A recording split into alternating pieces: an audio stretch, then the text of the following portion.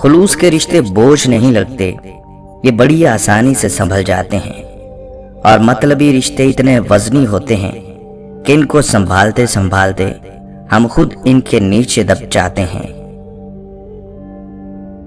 لوگوں سے الگ رہ کر سوچو گے تو لوگوں سے الگ سوچ مل جائے گی۔ نفس کو اکسانے کا عمل آنکھوں سے شروع ہوتا ہے، لہٰذا اپنی نگاہیں نیچی رکھو۔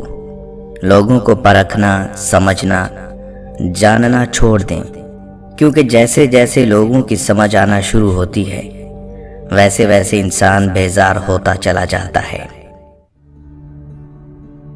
کہانیوں کے آخر میں سارے مسئلے ختم ہو جاتے ہیں، لیکن حقیقی زندگی میں مسئلے نہیں، بندے ختم ہو جاتے ہیں۔ دل میں نفرت رکھ کر مسجد نہیں جایا کرتے جناب، وہ سجدے صاف کپڑے کو نہیں، دل کو دیکھ کر قبول کرتا ہے۔ جب تعلق اچھے رہے ہوں تو ان کے خراب ہونے پر خاموشی اختیار کر لینی چاہیے۔ ذاتی حملے کرنا کم ظرفی ہوتی ہے۔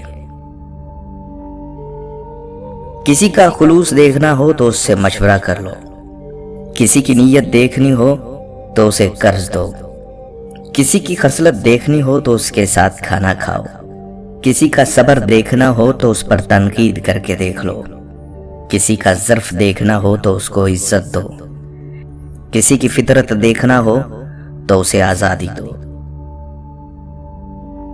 لڑکیاں گھر سے بھاگنے کے بعد بیان دیتی ہیں کہ ہم گھر سے کوئی قیمتی چیز لے کر نہیں بھاگی، تو کیا ماں باپ کی عزت کی کوئی قیمت نہیں ہوتی؟ جب آپ اپنے گھر والوں سے زیادہ دوسروں کو ترجیح دیتے ہیں تو سمجھ لیں آپ غلط راستے پر ہیں۔ دل سے بات کرنے میں اور دل رکھنے کے لیے بات کرنے میں بہت فرق ہوتا ہے۔ لوگوں نے اپنے گھروں کو جنت بنا لیا، لیکن جنت میں گھر بنانا بھول گئے۔ سازشیں، غیبتیں، پیٹھ پیچھے وار، لوگ بھول بیٹھے ہیں کہ یہ سارا تماشا اللہ تعالیٰ بھی دیکھ رہا ہے۔ عقل تب تک چلتی ہے جب تک پکڑ نہیں ہوتی۔